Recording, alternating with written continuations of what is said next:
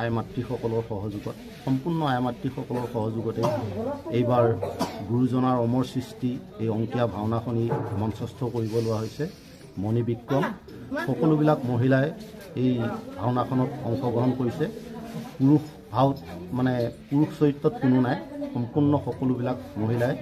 বিশেষকৈ যিহেতু আমি মানে হিন্দু মুছলমান সকলোৱে একেলগে লগ লাগি থকা এটা অঞ্চল, গতিকে শান্তি সম্প্ৰীতিৰ ক্ষেত্ৰত সকলোৱে একলগ হৈ মানে বৰঙণি তোলাৰ ক্ষেত্ৰতো হয়, সকলোৱে সহযোগ কৰি পেলাই শান্তি শৃংখলা অটুট ৰাখি এই অংকীয়া নাটখনি মঞ্চস্থ কৰিব লৈছে।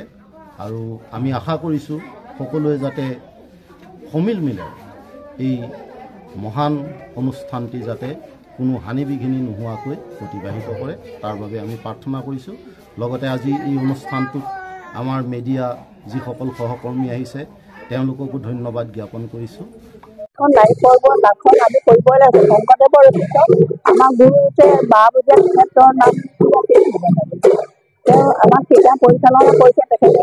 আমি আমাৰ মহিলাখিনি বহুত কষ্ট কৰি আমি এইখিনি কৰিবলৈ ওলাইছোঁ। আপোনালোকৰ আশীৰ্বাদত আমি আগুৱাই যাম, আগলৈ তেনেকৈ যাওঁ। আপোনালোকে আশীৰ্বাদ কৰিব।